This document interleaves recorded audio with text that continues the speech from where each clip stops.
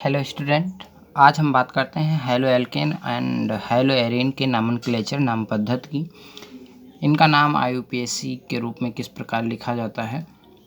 आपने इससे पहले हाइड्रोकार्बन्स के नाम की IUPAC नामकरण सीखा था 11th क्लास में।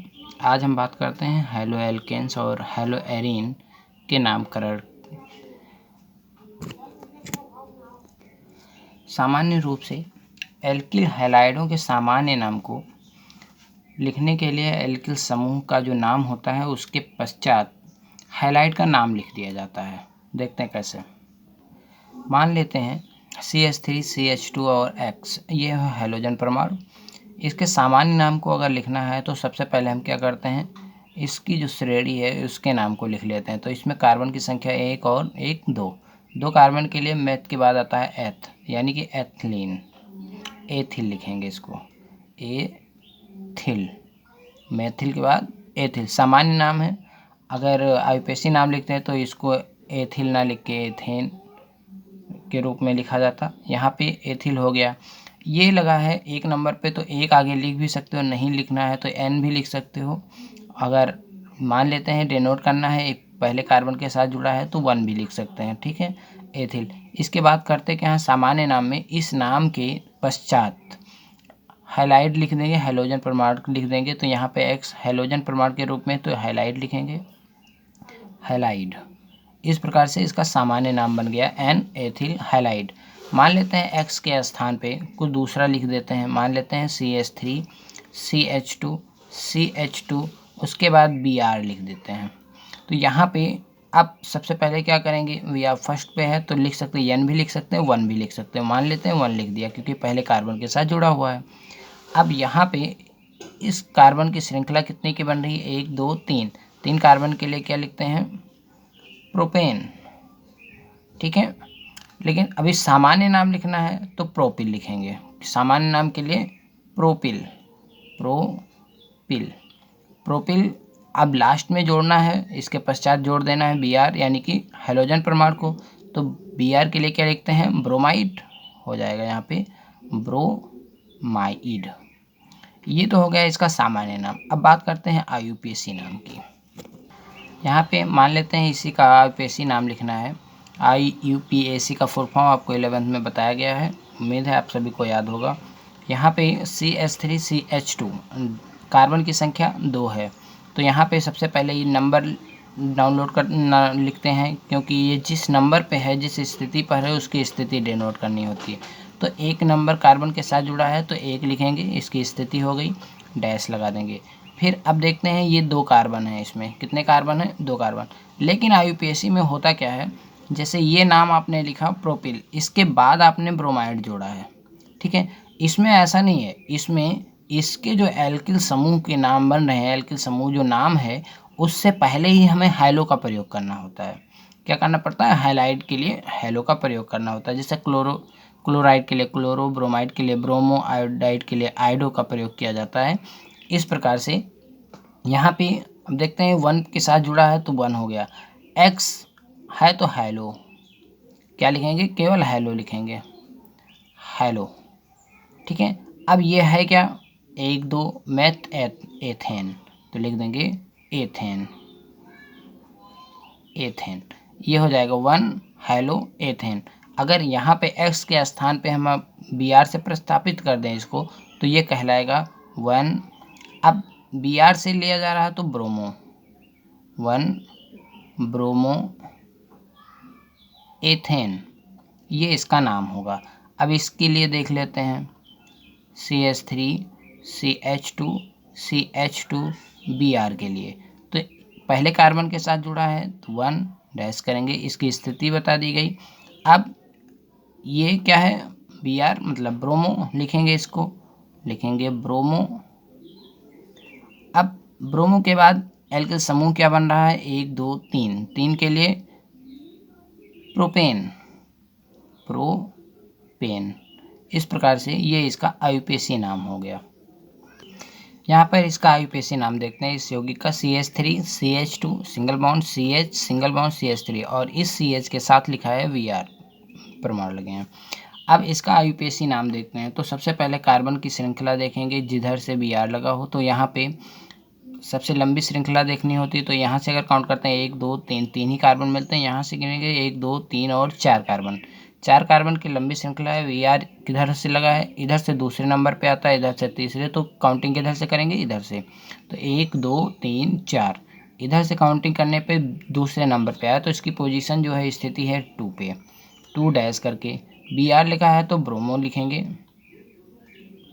Bromo, 2 bromo. अब है क्या, 1 2 3 4, 4 के लिए ब्यूटेन, ब्यूटेन। इस प्रकार से इसका नाम हुआ 2 ब्रोमो ब्यूटेन। बात करते हैं हेलोएरिन्स में नामकरण की। तो सबसे पहले देख लेते हैं हेलोएरिन्स में होता क्या है। साधारण नाम जो है इसका, अगर मोनो हेलोजन परमाणु है, केवल एक हेलोजन परमाणु, तो जो सामान्य नाम होगा वही आईयूपीएसी नाम भी होता है। मान लेते हैं यहाँ पे इसके साथ एक Cl लिख गया, ठीक है। तो यहाँ पे ये हाइड्रोजन परमाणु हो गया, केवल एक हाइड्रोजन परमाणु इस रिंग से जुड़ा हुआ है। तो ये रिंग जो है वो क्या है, बेंजीन है। तो लिख देंगे बेंजीन। अब करना क्या है, Cl परमाणु है, इसके लिए लिखते हैं क्लोरो। तो वो क्या करते हैं, इसके पहले ही लिख देते हैं, ये हो जाएगा क्लोरो बेंजीन। इस प्रकार से इसका ये साधारण नाम यानी कि सामान्य नाम हो गया। इसी प्रकार से अगर आईयूपीएसी नाम की बात करें, तो आईयूपीएसी नाम अगर एक हाइड्रोजन परमाणु है, तो जो हाइड्रोजन परमाणु का एक सामान्य नाम जो होगा वही आईयूपीएसी नाम भी होता है। तो ये हो गया क्लोरोवेंजीन। लेकिन अगर इसमें हाइड्रोजन परमाणु की संख्या बढ़ा दी जाए तो उसके सामान्य नाम तथा आईयूपीएसी नाम अलग अलग होते हैं। देखते हैं यहाँ पर इस यौगिक में देखते हैं, तो यहाँ पे ब्रोमो के साथ एक और कार्बन के साथ लगा है ब्रोमो, यानी कि हाइड्रोजन परमाणु लगे हैं। तो इस स्थिति में करते क्या है, इस यहाँ पे सामान्य नाम की अगर बात करते हैं तो इसके एक एक स्थान को अलग अलग नाम दिया गया है। जैसे इसके बाद से अगर पहले स्थान पे आएंगे तो इसको कहेंगे आर्थो, इसको कहेंगे मेटा और इसको कहते हैं पारा, ठीक है। ये 3 नाम दिए गए हैं, आर्थो, मेटा और पारा। अगर इधर से काउंटिंग करेंगे तो आर्थो, मेटा, पारा, इस प्रकार से ये पारा की स्थिति होगी, ये दोनों मेटा की और ये दोनों आर्थो की स्थिति होती है। तो सामान्य नाम में हम इसकी स्थिति को डिनोट कर देते हैं। तो जैसे अगर यहाँ पे लगा है आपका हाइड्रोजन परमाणु, तो इस हाइड्रोजन परमाणु को लिखते हैं क्या, ब्रोमो, हो गया ब्रोमो। लेकिन अब इस में 2 बार आया है, यहाँ भी ब्रोमो है, यहाँ भी है, इसलिए लिखेंगे डाई ब्रोमो, डाई ब्रोमो। इसकी स्थिति क्या है, एम, यानी कि मेटा पे। तो मेटा डाई ब्रोमो और है क्या, बेंजीन रिंग, तो लिख देंगे बेंजीन। इस प्रकार से इसका नाम हुआ मेटा डाई ब्रोमो बेंजीन। लेकिन जब हम इसके आईयूपीएसी नाम की बात करते हैं, आईयूपीएसी नाम की बात करते हैं, तो इसमें आर्थो, मेटा और पारा ये शब्दों का यूज नहीं किया जाता है और सेम होगा। लेकिन इन शब्दों का यूज आर्थो, मेटा और पारा इस स्थान के लिए इन जो शब्द बने हैं वो शब्दों का प्रयोग ना करके हम इसकी नंबरिंग कर देते हैं 1 2 3 4 5, इस प्रकार इसको नंबरिंग दे देते हैं। अब यहाँ पे अगर हम बात करते हैं तो इसके लिए नंबर 1 अगर इसको देते हैं तो ये जाएगा तीसरे नंबर पे। अगर नंबर 1 इसको देंगे तो इधर से काउंटिंग नहीं करेंगे, जिधर से नज़दीक होगा उधर से काउंटिंग करें। तो 1 हो गया तो 2 हो गया तो 3 हो जाएगा। इस प्रकार से इसको 1, 3, 1, 3, ये हो गया 1, ये हो गया 2, ये हो गया 3, ये हो गया 4, ये हो गया 5, ये हो गया 6, क्योंकि जहाँ से है सबसे पहले उसी को नंबरिंग देना है। तो 1 हो गया ये, तो 1 और 3 पे, तो 1, 3 क्या है, डाई हो जाएगा। 2 बार हो गया ना, एक बार यहाँ पे एक बार यहाँ पे, यानी कि 1 और 3 2 पोजीशन पे हैं। तो डाई ब्रोमो, दोनों हैं एक ही प्रकार के परमाणु, तो ब्रोमो। और है क्या, बेंजीन रिंग, तो बेंजीन ही रहेगा। इस प्रकार से ये हो जाएगा 1, 3 डाई ब्रोमो बेंजीन। यहाँ पर इस यौगिक में देखते हैं, यहाँ पे हाइड्रोजन परमाणु 3 बार आए हुए हैं, इस सर्कल पे 3 बार हैं। तो यहाँ पे ये एक स्थान एक कार्बन को छोड़कर दूसरे कार्बन पे, पुनः एक कार्बन को छोड़ के तो इस प्रकार से ये सिमेट्रिक फॉलो कर रहे हैं। तो सिमेट्रिक के लिए डायरेक्ट लिख ही दिया जाता है सिमेट्रिक। और कितनी बार है, 1 2 3 बार, तो 3 बार के लिए लिखेंगे ट्राई। क्या है, क्लोरीन है यानी कि क्लोरो, बेंजीन पे है तो हो जाएगा बेंजीन। ये तो हो गया इसका साधारण नाम, सामान्य नाम या साधारण नाम। लेकिन जब हम आईयूपीएसी की बात करेंगे तो आपको बताया गया है कि इनके स्थान के नाम को न प्रदर्शित करके संख्या प्रदर्शित की जाती है।